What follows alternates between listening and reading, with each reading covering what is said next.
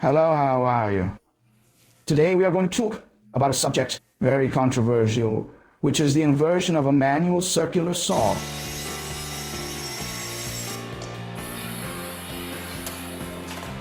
Goodbye.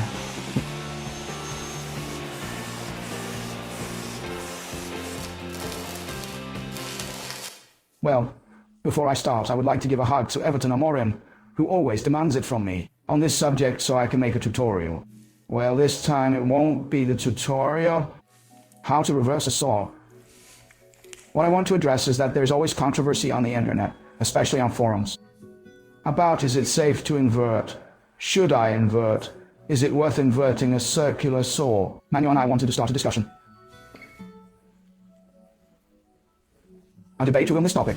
I'm not going to say here that I own the truth. Well, personally, I consider the inversion of a handheld circular saw as something plausible and something that works, as long as the rules are respected. To do so safely, because I consider it as something that works if we get a good circular saw. She has there around 1800 watts of power, as is the case with 5007, which is equivalent to more or less just over 2 CVS. In other words, it's a good engine. It's a powerful engine. Obviously, the lack of transmission, since it will be an engine connected directly to the saw.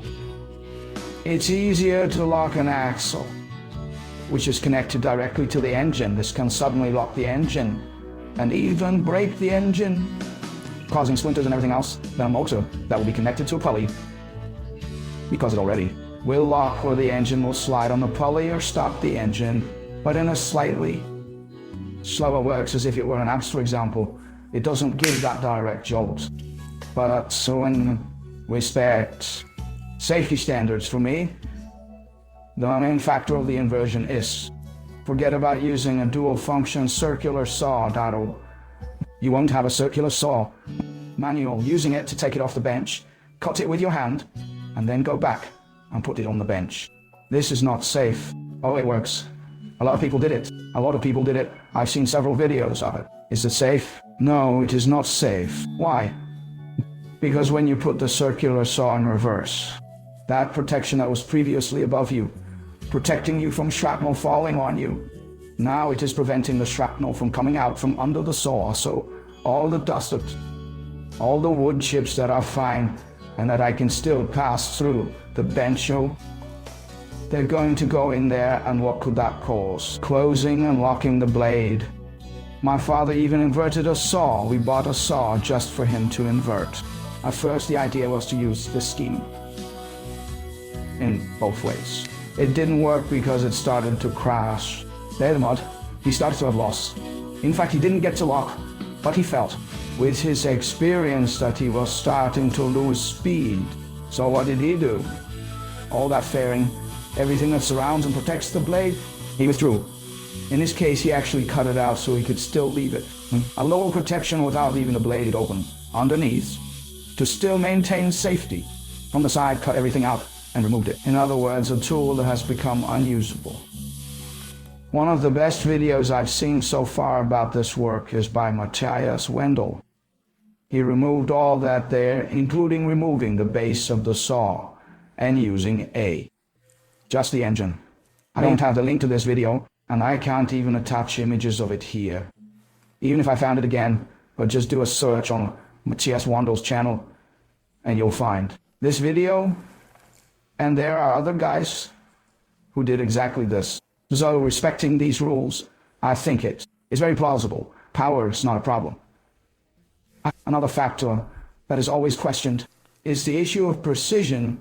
Obviously, there's no point in me wanting to buy a saw for 150 rays or 200 rays from a street vendor and think that I'll have a bench saw at the level of the DWMD and DMD, for example. It's no use. I won't have it. Regarding the economic factor, I would say that it's very relative. I personally wouldn't buy a saw from the level of 5007 to invert because I'm going to spend 450, 550 rays on a certain circular, and then I still spout.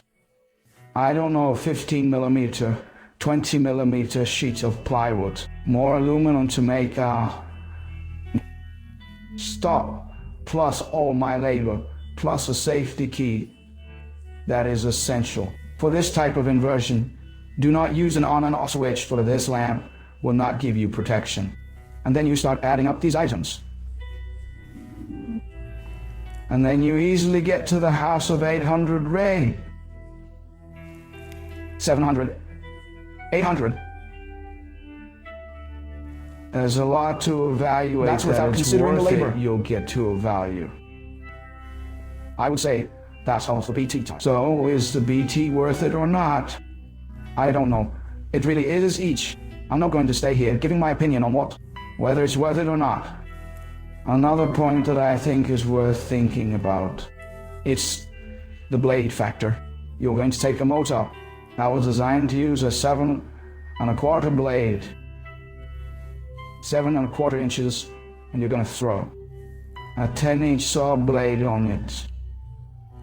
What's up? 7-inch blades, usually 7 1/4, are usually thin. 2 millimeters or so, 1.5.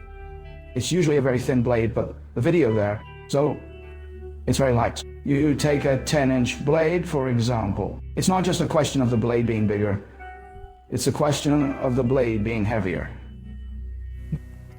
And you also come in with a greater cutting capacity.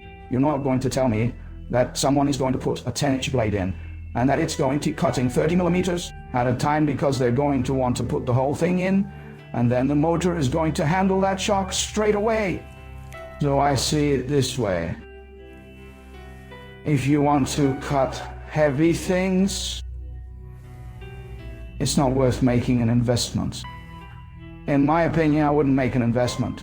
I would make an investment, yes. I don't have much money. I need to work. I want to do my hobby. I'm only going to work with small things like my father. My father does crafts, only things small.